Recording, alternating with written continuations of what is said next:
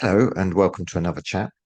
If you follow my channel or my website, you'll know that I mostly write about quite obscure, underreported military equipment, strategy, capabilities, and so on. But if you think about any war, there are a number of weapon systems, aircraft, tanks, missiles, whatever, that become part of the narrative, become iconic of that war. And so it's quite an interesting question. What is the narrative of the Russia-Ukraine war? What are the systems that are going to be remembered that are household names? With each of these pictures, you probably can recognize which war it was. And if you're old enough to have been around at the time, you'll remember what was being talked about. How in the 1980s, everyone knew what an Exocet missile was, even if they had only or no interest in war at all. So, what makes a weapons or weapon system iconic? I don't think that there is strict criteria. There are a few factors that are pretty obvious. I think how much they're talked about in the media, especially by politicians, if they're part of a narrative, for example, the supply of weapons to Ukraine, it promotes certain weapon systems to have greater recognition than others. Equally, if it's novel, distinctive, or making a difference on the battlefield, that all helps. If it's a weapon system that has been used in previous wars, it might be very important, but it's not going to capture the imagination. It's not going to become iconic of that war. It also helps, I think, if it's got a memorable name. I've observed some examples where the choice between weapon system 1A or B is very much down to how much people recognize or how cool the name is. In particular, what language you speak. I'm British. It'll be obvious I might have some bias here, but I'm going to think that weapon systems with English pronounceable names have an advantage here. So I am H.I. Sutton. I'm a defense analyst. Yeah, usual caveats. This is unscripted, unedited. That's very obvious, I know. Please like, subscribe, etc. Let's get on with it. So, what are the iconic weapon systems of the Russia-Ukraine war so far? Well, it's not that tank, is it?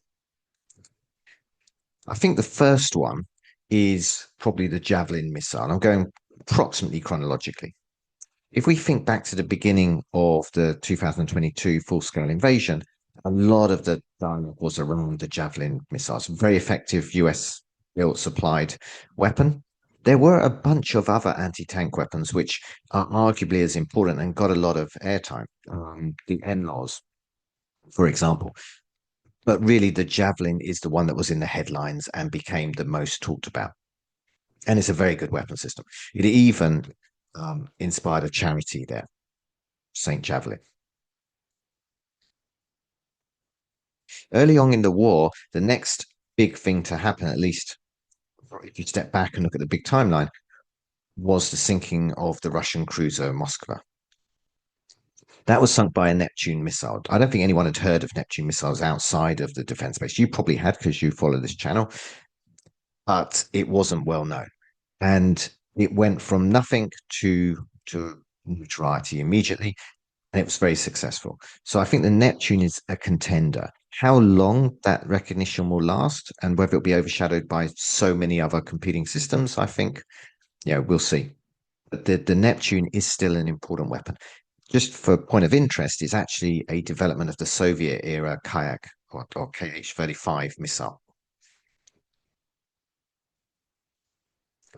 Around that time, there was starting to be a change in the tide of war. The advances were retreating.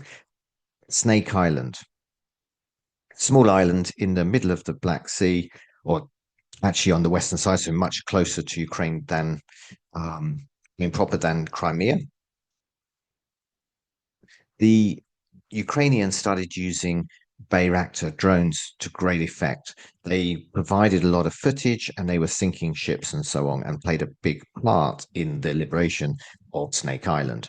And for a time, it really was the hottest thing on the battlefield. Even though I think objectively, drones such as this, comparatively expensive, comparatively high end, they have become less important on the battlefield as people had predicted. Also, around that time, Western weapons started arriving in mass, and in particular the Caesar howitzer, which is built in France. A lot of them were supplied by Denmark, as you know, but this French system, France supplied them. It has a longer range and greater accuracy than the tube artillery that was in use at the time by Ukraine or Russia. And it is a very effective system. It started to change the narrative of the war for a time. We've got to remember there was a ton of other important, arguably equally important, artillery systems being supplied around the same time. The AS-90, the Crab, the, the 2000 from Germany, the Archer system. But it's the Caesar that captured imagination. There was a time when this was a real hot topic. It's still important. Again, how long the name recognition will last. Maybe it's been overshadowed by other systems, not least the HIMARS system. This is a US launch rocket system. It's actually the M31 GLMRS. It's really called HIMARS. That refers to the package, as it were. But HIMARS has become a household name, and partly because it is so effective, but also because it's talked about the supply of them. How many will be supplied? Will they be allowed to be used against Russian occupied territory, etc., etc.?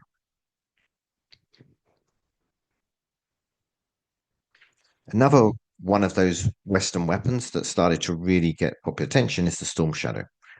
This is a British and French missile. The French call it Scout PG, and I think I've asked around, and I think in France people do call it that, but I think it will be known mainly as the Storm Shadow. Again, British or the easily said name helps. It sounds cool. It turns out it is quite cool. It's done some incredible damage to the Russian Navy in Sevastopol, destroying the headquarters essentially and destroying a submarine and other warships. Storm Shadow itself, I think, is going to remain something of a household name, but ATACMS has become the big topic. Will America supply them? Then when America supplies them, will they get used? Where will they be used? Can they be used against Russia, etc.? It's kept it in the popular imagination.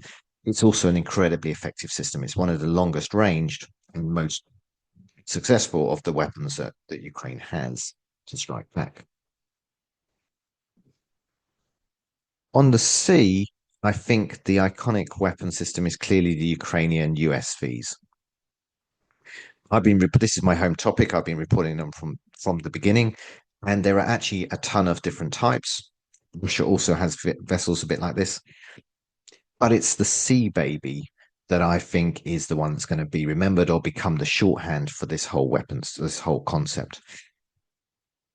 In my other videos, I can tell you about the other types. The Magura gets just as much attention, I think, overall, and the Mykola was important in the development.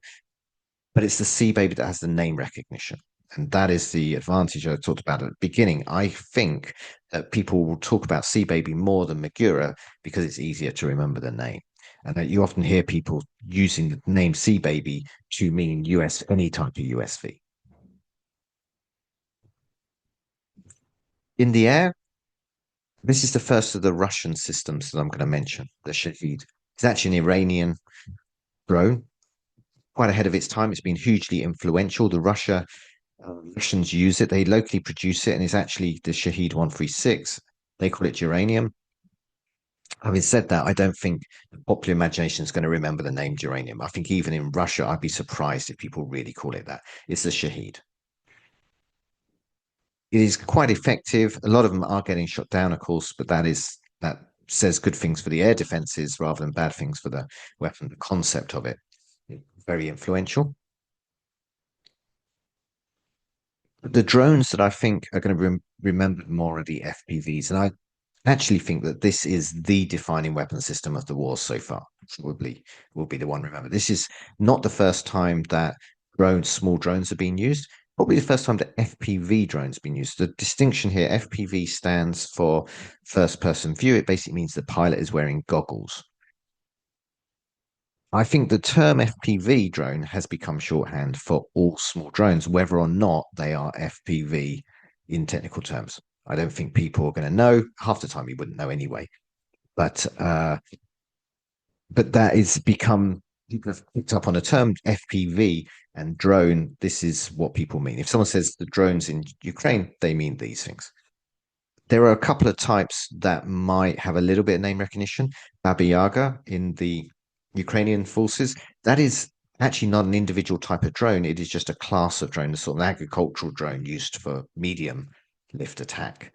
And on the Russian side, the Lancet loitering munition. That looks more like a missile, but it's very successful and for a period of time was quite dominant. Those are maybe going to get remembered, but I think it's just FPV drone. That is what people are going to remember. It's like the helicopter of Vietnam. Both sides use them, should mention, and there's a ton of variations and different brands and different thinking. Another weapon system that is, I think, going to be iconic or should be iconic, but is suffering a little bit on the factors that support it being iconic. Ukraine is using long-range strike drones, similar to Shahed, their own designs. They are well known and they're striking ever further. And I think most people say, how's Ukraine striking Ukraine striking Russia? People will start telling you about drones attacking oil refineries deep inside Russia. I think everyone knows that. The problem is that we don't know the names of them, at least the average person doesn't. Here's one of my visuals that I keep a track of all the different types that are actually used.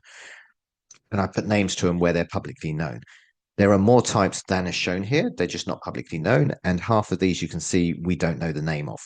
The ones we do know the name of, they include the Luti, which is over on the left-hand side here in the middle. That is probably the most prominent used one, along with the Foxbat below it, which looks like a small airplane. Most English-speaking people are going to struggle to say the name. I'm probably saying it wrong. Luti, I don't know. Foxbat has a cool name, but they've never publicized it as such. So these are suffering from recognition. We know they've got long-range drones. I think that's iconic. But there isn't a poster chart. There isn't a name that people can put to it easily. Okay. So what are we not seeing? You notice we haven't seen many tanks or any tanks. We've not really seen any aircraft, crewed aircraft, and we haven't seen air defenses. I think all of these have been really important. And tanks have got a lot of name recognition in the supply of them: Leopard, Challengers, Abrams. But they haven't had the impact on the battlefield that the average person would expect, or that would reach the average person. So they're not iconic. They're not defining the narrative of the war. Similarly with aircraft, the F-16 has the potential to become an iconic aircraft. It's been incredibly successful.